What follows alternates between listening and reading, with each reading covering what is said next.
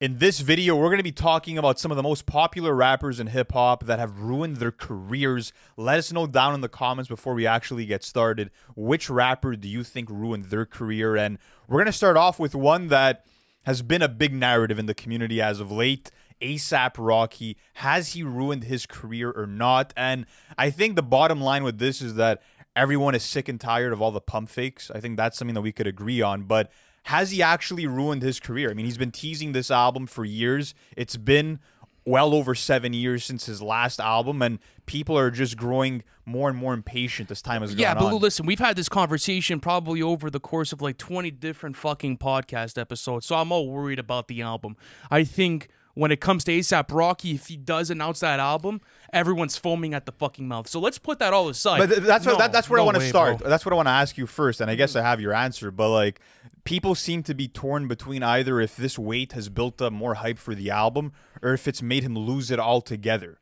Like, do you really think this could be, let's say, one of his most successful albums, one of his most like beloved albums? Bro, Testing didn't even sell over 100,000 copies first week, so I don't even know why people are concerned with Rocky's sales. I feel like if he drops Don't Be Dumb, it's still going to be a monumental moment. And regardless, bro, like what, an extra year of waiting is going to ruin your career? I don't think so. When you look at all of the things that he's been doing outside of music, still super successful with his career, all the movie scores he's been in, all of the types of different collaborations with different brands. He's married to a fucking billionaire. But he has a classic catalog in hip-hop. We're not talking about someone that completely shot away his chances of stardom. I get you, but I feel like that's where a lot of the frustration comes from the fans, where it's like, bro has been doing all these side quests and doing everything but dropping the music, from launching his own whiskey brand to making more movies, more babies. Like, the guy is just literally doing He's getting everything. his money up, bro. The guy's a father. I mean, listen, the guy committed himself to music for nearly a fucking decade and had one of the best developed catalogs that modern hip-hop has ever seen. So these excuses of, oh, well, he's doing a movie, he's doing this.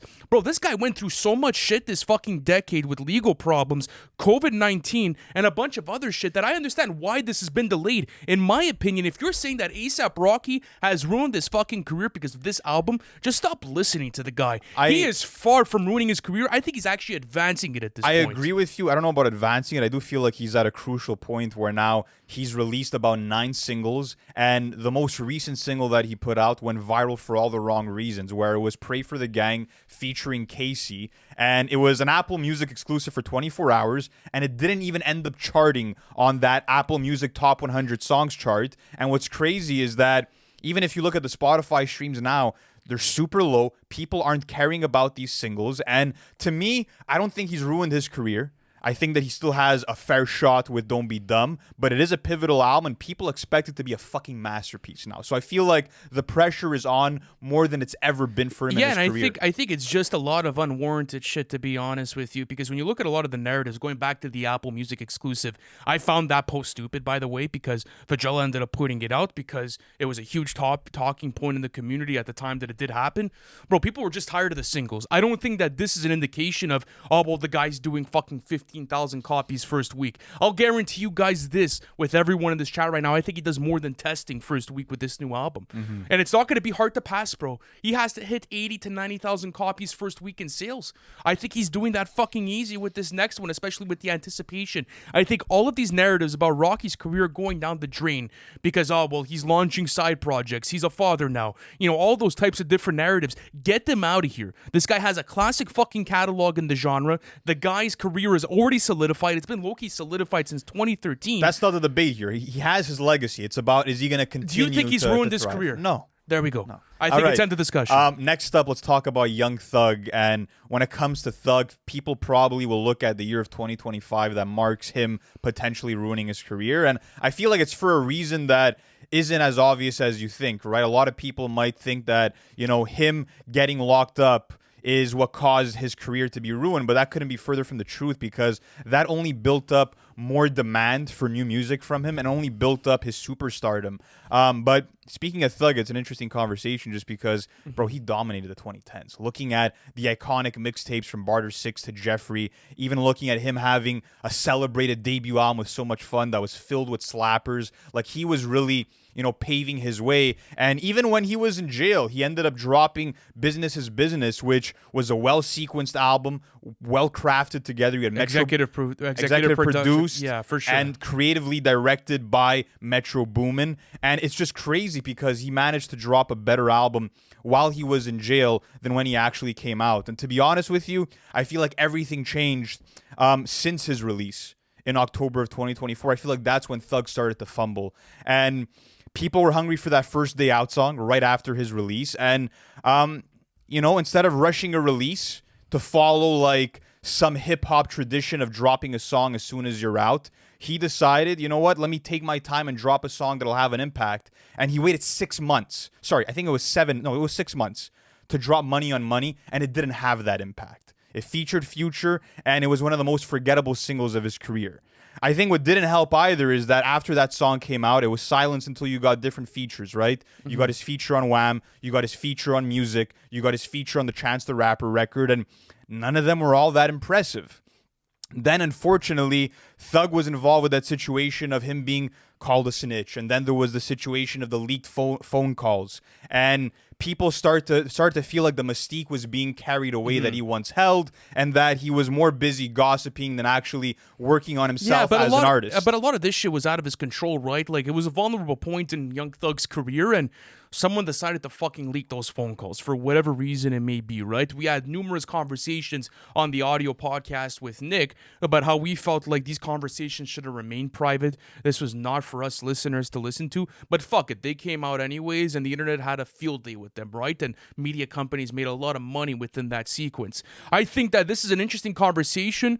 I'm going to tell you the long answer, but then after that, I'm going to give you a short explanation. In the long term, no, he hasn't ruined his career. I think it's far from it. But I do feel like this year, it hasn't gone his way. And I think that's why a lot of people are having questions about his momentum. So let's break this down, right? Talking about the features. I could talk about so many different mainstream artists that went on a poor feature run and that didn't have the greatest features released, right? Like, there's plenty of them that have done that. So I'm not looking at that feature run and saying, oh, well, that's going to be the nail in the coffin. It's deeper in the feature. Hold on, I got to finish my explanation. When I look at UI Scooty, how many artists have dropped a bad album or a lateral one? It's not the. Is this what we're gonna really? This guy's a fucking legend. This guy's changed hip hop forever. Are we saying this guy ruined his career because of a 2025 run? This is gonna be the conversation for not only Thug but every other artist that we touch on. It's not gonna be about they ruined their legacy or that they fucked up their catalog. That's not the case. But everybody here is solidified. The conversation is: have they ruined the future of their career? Have they ruined their career for the present and on? I feel like Thug did that. I feel like Thug did that. Young Thug with the comes release. back next year? I feel like he did that with the release of UI Scooty because from the moment that we saw that album cover of his edited face in whiteface, it was clear that he was going to try hard to make whatever he could make to sell this album, bro. He did everything in his capability except to make quality music. From the stacked feature list that had no chemistry to a song like Ninja, this guy showed that it's like, I'm not going to rely on my talent. I'm not going to be that dynamic vocalist who was weird and that was cool like I was before. I'm going to sell controversy.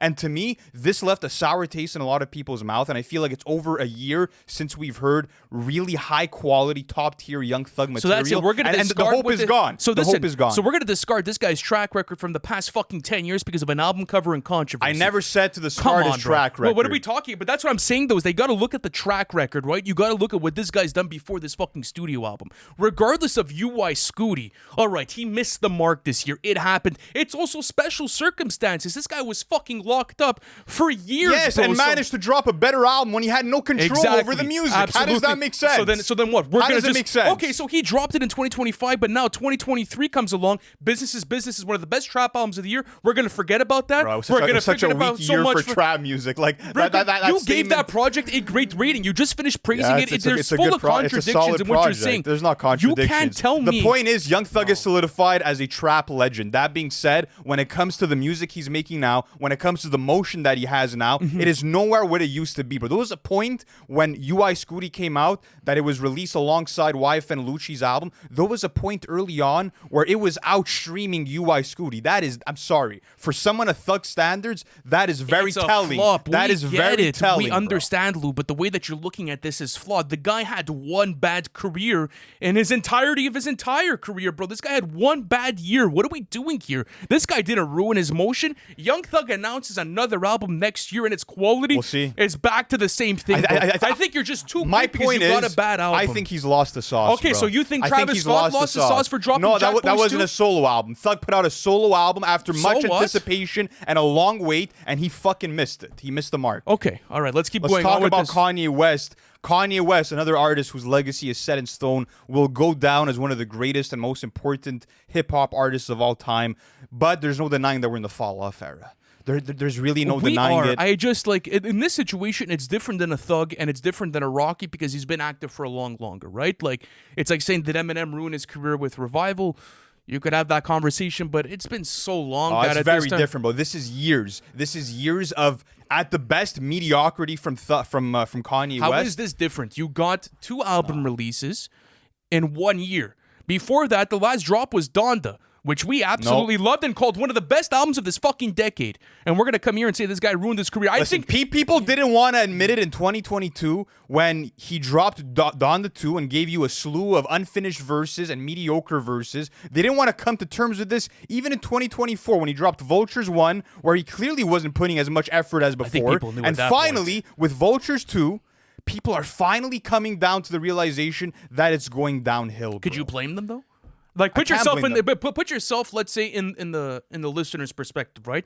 Looking at someone like Kanye West, one of the greatest careers that music has ever seen, at least in my opinion, one of the best developed catalogs that we've ever seen. I've said this maybe over 1,000 times over the years that I've been podcasting. He drops whatever. We gave it a good rating. I gave it a great one. It was overhyped at the time. Vultures 1, whatever. The Donda 2 one wasn't official. It was just scraps from Donda that he wanted to sell stem players for. So we kind of forgave it. We're like, whatever. The guy gave us a wonderful Fool studio me album once, before. fool me twice, fool me 3 times, bro. The blame's But on I'm yourself, trying to say bro. is that, yes, he dropped, fool me 3 times. dropped a bad album last year. He dropped a really bad, incomplete album. I'm just saying, to say that this guy completely ruined his career, let's see what happens. But again, bro, we're not talking about... I said it from the beginning. He didn't ruin his legacy, but the future of Kanye West is fucking bleak, bro. I'm sorry. When you look at 2022, everything that happened after that mental break, when he was praising Hitler and making all these anti-Semitic tweets, everything went downhill from that point. And I bring that up because it literally bled into the music. That whole conversation of you have to separate the art from the artist... You can't do that anymore with him, bro. He's bringing it into the music. He's literally gone on to say that he lost passion for music until Northwest told him to cook up beats and then magically he got inspired again. But we're talking about someone who... there's been an impact, bro. This guy lost collaborators like Mike Dean, like Pusha T, like Kid Cudi. He lost his deals with Adidas and Gap. He lost his billionaire status. Talent agencies dropped him. This guy, because of what he's done... in and out of the booth, bro. It was the aftermath of that PR disaster cost him $1.6 billion, and most importantly, the capability for him to drop good music, bro.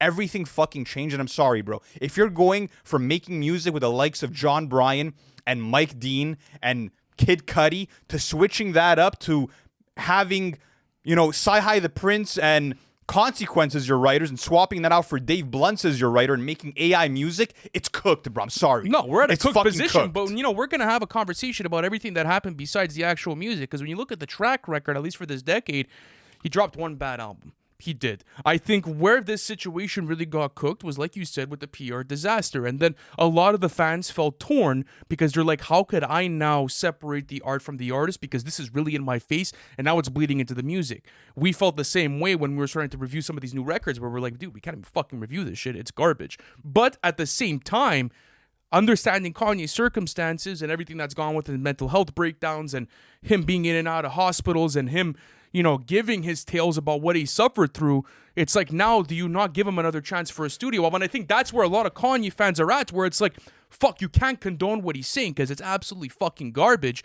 But it's like, gotta wait for the next studio album. And I want to say this, like, for every artist that I make this claim for in this episode, like, I think everybody has the fortitude of redemption, bro. Everyone has the ability to redeem themselves musically, let's say, right? And Kanye seems to somewhat be making the right steps right now. He's apologized. He seems to be putting himself back in the public eye. It's possible for him to have a miraculous comeback. I'm not saying that, but I'm saying as it stands right now, he's ruined just his motion and also the ability to have goodwill with people, to have goodwill with music fans, and for them to believe in him again.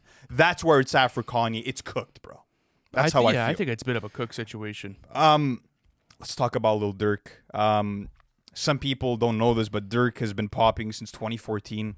Was part of the XXL freshman list of that year. Kept feeding his community, but wasn't really a household name until 2020 when he put out Just Cause Y'all Waited 2 and had the Three-Headed Goat song, had the massive feature on Laugh Now, Cry Later with Drake that year as well. And 8 years after he popped off in the mainstream, he became more popular than he had ever been before. And what's interesting is that he was living a dream life. He was at top of the game, and he had everything that he could have asked for, but now has to spend time fighting this case and might be locked up for the rest of his life. That's just the reality of what he's facing. And it's interesting to see the way that this trajectory sort of happened, right? Because he drops Almost Healed in 2023, and it's an album that's kind of contradictory, right? Because you get a couple of great records on there that speak about positivity and cleaning up the community and him doing good and him feeling remorseful, him finding his faith in God. And then you go through the rest of the album, and it's literally the same content matter that he's been delivering for the past 8 songs years. Like War About It, yeah, like where you get him like spinning the block and him talking about his ops and him talking about everyone that he wants to eliminate in Chicago. So I found it to be a contradictory album, and I think a lot of people did feel the same way. And now looking back at the reception of that album, I've seen multiple Reddit posts, I've seen different comment sections in our own community where people are like, you get this contradictory album, and then in 2024, he unfortunately went to jail, you know? And like you said, he's fighting a case that might put him in for the rest of his life. That's to be determined. Yeah. We'll see what happens with that situation. I just think it's a cook situation for him right now. I think so. And again, this is a case where like you could try to separate like the person and the music, but it bled into the music so much. You had lyrics from Durk like, I think about my brothers that I lost. I'm in my feelings. It's fucked up that I'd rather get revenge instead of millions.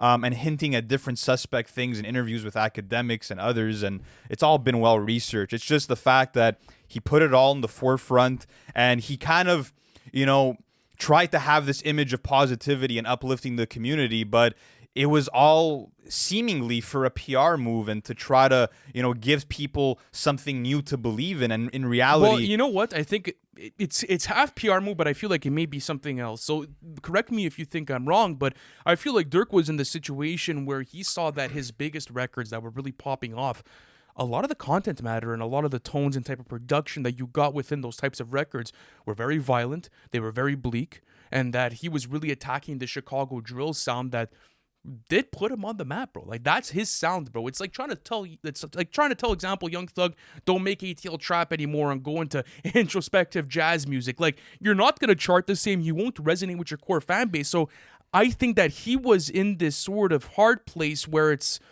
well, I want to make my music positive and I want to do this, but I've built up a whole career off of being violent and putting these types of story tales in my music. So I think where he went wrong, it's like you got to choose what you want to do. Mm-hmm. You got to do it. It's like if you want to go all the way with this new messaging, go for it, bro. And we've seen legendary rappers change up their content matter, and it's worked for them because it shows humility and it shows growth in the music. But when you're sort of like tiptoeing in the music, as a music consumer and fan myself, I feel like it's hard to relate to these albums when you're getting this sort of like contradictory voice within the music. And I think that's why his career's kind of taken a slump too, because it's like, where do you stand? You know? And now it's like, all that on top of the legal problems, it looks really bleak for him, bro. And what's tough is that, like, even if Durk, walks away from this without a scratch, after all that's happened, I don't think his career could ever be the same, in the sense that, like you said, like, he came up and became known for this Chicago violent sort of drill sound. And that's what people have come to expect, right? They're in it for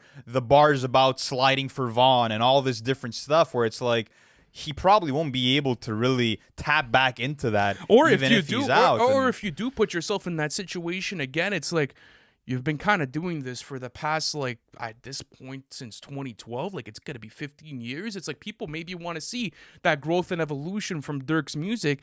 And yeah, I think he'll always have his core fan base that fucks with that violent and grimy Chicago sound.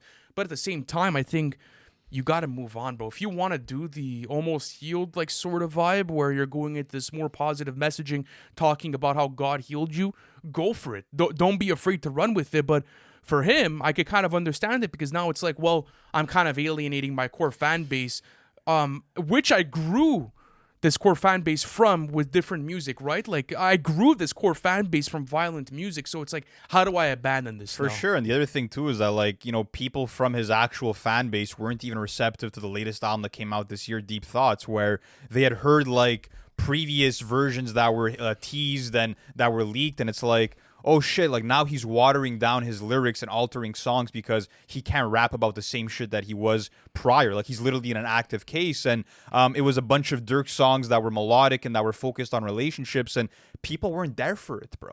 People weren't having it. People were kind of forgetting about the project on impact. So going forward, I don't think it looks the best for Durk in his career, unfortunately. And I just think it's a case of like, you know, you would have hoped that he would have had maybe a trajectory like a Chief Keef, where it's like you're leaving that lifestyle behind and you're focusing on some other shit. For sure. And just hopefully the best for him in his camp.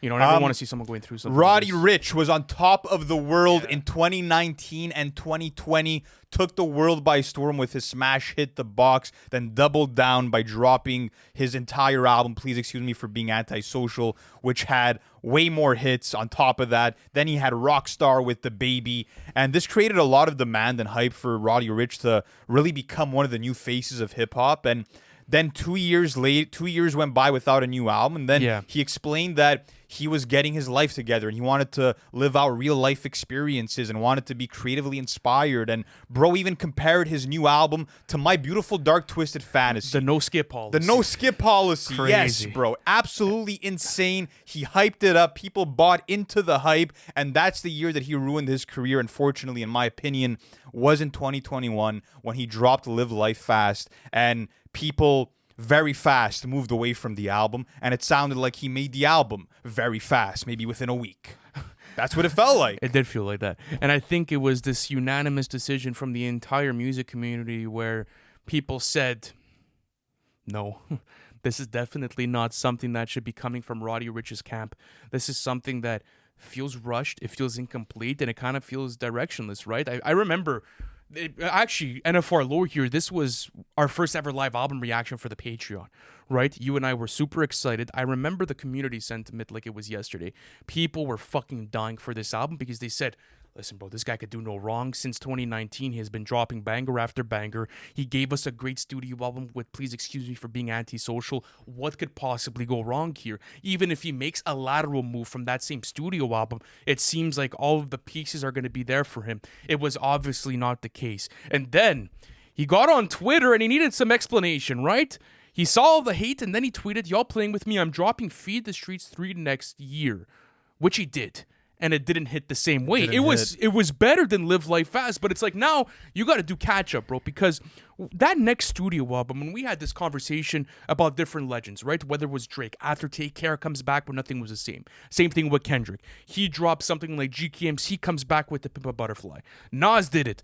Illmatic, it was written. Like the predecessor, it doesn't have to be as good, but it has to be on the same level. Yeah. And there was a clear gap in quality from Please Excuse Me to Live Life Fast. The music wasn't interesting. The feature list was not as stacked. You didn't get any anthems like The Box or PETA. Yeah, no hits. Like, you're a hit maker, right? And when your fan base is really reliant on you to provide them hits and there's none, what are you going to that artist for? And I think that was the hole that he dug for himself in this situation. Now with this navy blue situation, I just want to stay. I want to stay in the Live Life Fast situation for a minute because it got worse from there, bro. Where it's like he started dropping snippets on Twitter and people started clowning him. It got so bad that he deactivated his account. Then he went on IG and said, "I guess I'm a flop now." And now, like you said, we move into the Navy album era, and this has been problematic in itself, bro, because he announced that it would be coming. He announced it would be his next album in early 2024. You'd go on to receive new singles like Survivor's Remorse and Lonely Road, which were pretty good, had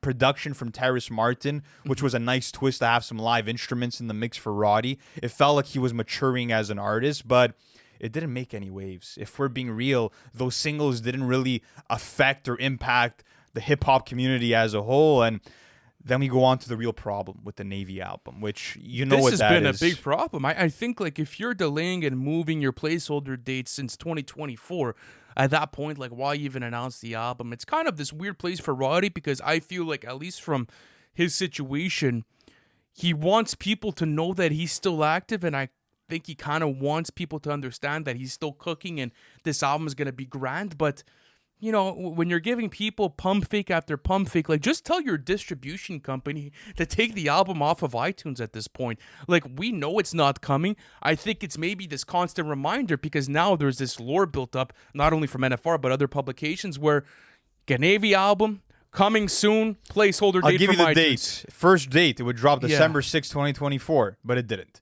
Then he said it would drop February 21st, 2025, and it didn't. April 25th, and it didn't. July 18th, and it didn't. October 24th, it didn't drop. Now it's December 5th, 2025, and there's been no buildup. Literally got 5 pushbacks in 1 calendar year. And you know what? I'm going to say this. Poor Roddy, bro. I feel bad for the guy. It's probably a case where he feels such immense pressure to be able to bounce back that there's probably a bit of fear, bro, when it comes to dropping this album. Oh, I believe it. And I think if I'm his camp and I'm sort of, I don't know, maybe a coach to Roddy or I'm someone that's close to him and that's helped guide his decisions, I think it should be the opposite at this point, bro. You have nothing to lose and everything to gain in this situation with the Navy album, right? People's expectations are already somewhat low. I think people have kind of moved on from the thought of you being like this next generation superstar. So all those narratives and sort of like the smoke that was being pumped, it's kind of gone at this point. Now it gives you clear vision on what to do musically. If Roddy Ricch comes out and he delivers an album full of smashes and a bunch of different great records, you're happy. Yeah. And people now start to form this comeback narrative and people get excited for the next one. I feel like whoever's next to him should sort of like, and I'm sure it's happened, let's slow this down a bit, you know? Like, what's all this pressure for? Mm-hmm. You know, you're an artist. You need to put out good art that you feel like is acceptable for your standards, and that's the best that you could possibly do. Do I think his career is ruined? I think the trajectory definitely took a hit. There's no, I mean, you can make an argument that he's still a hot rapper in hip hop. He was still performing at the Pop Out last year. It seemed like everything was going well for him. Let's build off of that. And let's see what happens with it. We wish the best for. We wish the best for Roddy. Yeah, for sure. Hoping the next album's good. Next up, DaBaby. Obviously, with DaBaby, one of the biggest rising stars in 2019. For sure. Had hits like Suge and Bop. Had put out 2 albums that people really fucked with. And even in 2020, continued his run. Put out a smash hit like Rockstar. Had a big feature on the What's Poppin' remix. Even was on one of the biggest pop songs of the year with Levitating by Dua Lipa. Like, he became a phenomenon. And then in July 2021, he faced backlash for making homophobic comments during his Rolling Loud performance in Miami. That was so stupid, bro. And yeah, the controversy led him to being dropped from major festivals like Lollapalooza, Governor's Ball, Austin City Limits. It made him lose partnerships. Radio stations began playing Levitating without DaBaby. And it caused him to be removed from the Billboard airplay charts. And this incident obviously damaged his public image. It made him lose momentum. And all that being said, there's a misconception, I feel like, that the main reason why his career took a dip was because of these comments. Was because of these comments. But I think it's deeper than that. It is deeper than that, because the truth is that, yes, the machine stopped working for him, and yes, the industry tried to silence him for a while, but he took accountability, he apologized, he wanted to educate himself on these topics, and people generally forgave him after that. And it even came down to a point where in 2023, he put out a song called Shake Summon, and it actually had traction. It was actually able to do well on TikTok. But the real reason why his career was ruined, to me, goes to the year 2022, when he dropped his comeback album, Baby on Baby 2, and it fucking flopped, bro. Yeah, it stank. It was really bad. And it was one of the worst albums of that year. Yeah, and DaBaby had a lot of motion because he had this sort of like new aggressive flow that people hadn't heard before. He was this exciting rapper out of North Carolina that was gonna make massive damage. He was someone that also paired up with a really hot producer that brought in a new sound to hip hop with Jets. And the problem is that these guys abused this formula, bro. And I think they got caught because, let's say Kanye West, right? He comes out, he makes outlandish comments, ones that are unwarranted and ones that offend people. And you get the backlash for it. You have to do the whole, I'm sorry, I'll educate myself. No problem, right? There's been so many celebrities that have been through it, and they make a great comeback because then they deliver great art to their fan base and they're genuinely sorry for what happened. With DaBaby, I felt like he was genuinely sorry for what happened, but he came back with shit. Yeah. And nothing stuck from that fucking album, bro. It came to a point to where like there was impersonations of the fucking Grinch on that album, and it's like, oh well, you're creatively bankrupt now. Well, this is a whole different conversation in itself. Why not take the time maybe to craft something that's better? Change up your sound. Don't give me the same flows that I got in 2018.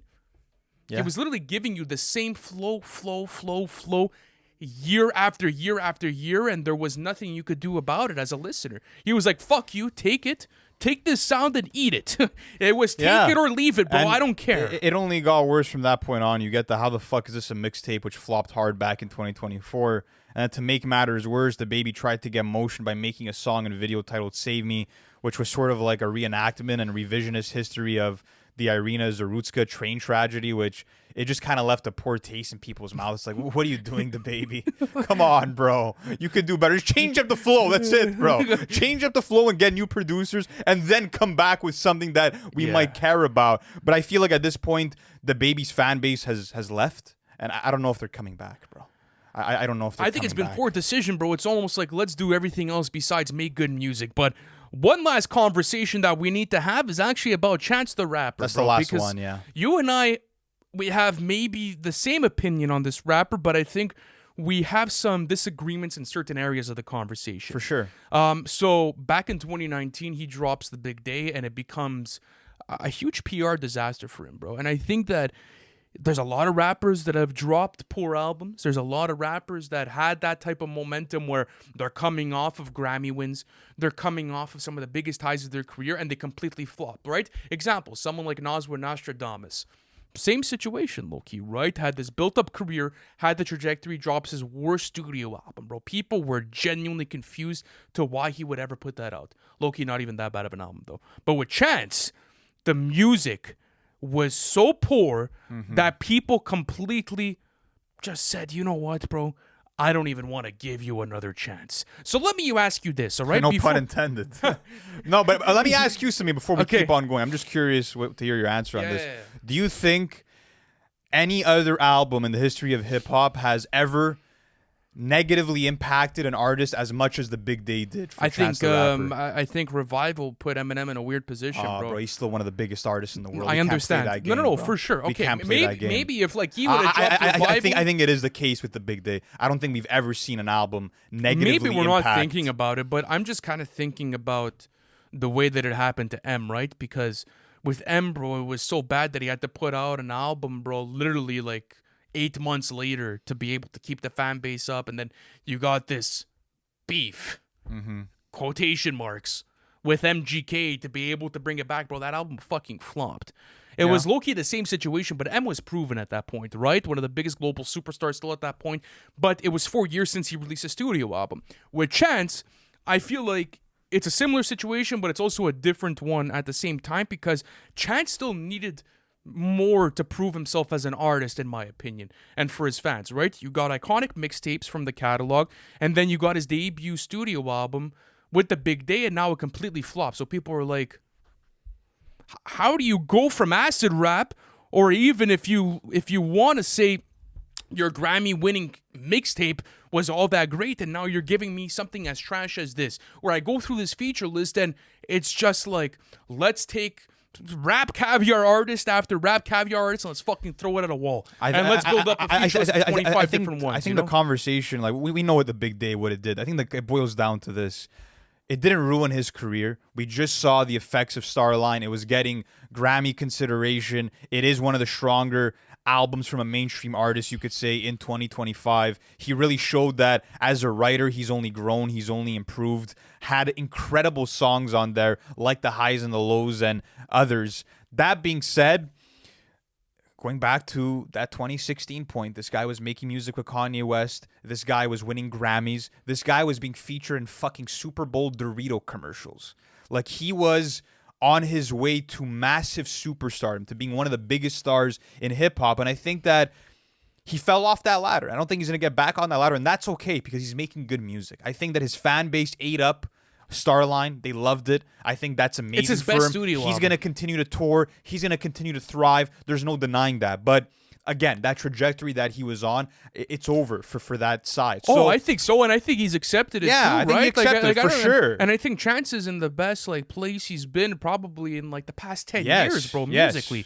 Going on to Starline, bro, if people have that in their top 10 albums of 2025, I wouldn't look at you crazy. The writing was spectacular, his performances were passionate, and the production was really well calculated. And unlike the last studio album, the feature list was really well calculated. I think that he was so passionate about becoming that massive fucking global superstar. He wanted it so bad. And he clenched his fist so fucking tight that I think it just all shattered in his hand, bro. Yeah. Because you saw the attempt with the big day where it was like, let's go as pop as we possibly can and let's put the fucking nail in the coffin. When he could have just delivered a good studio album, and I think he would have still been up that ladder. But guys, let us know in the comments section, where did we get it right, where did we get it wrong, and what's the best example of someone that's ruined their career, and how did it affect you as a listener? Thank you guys so much for watching this, and we'll catch you on the next one. Peace.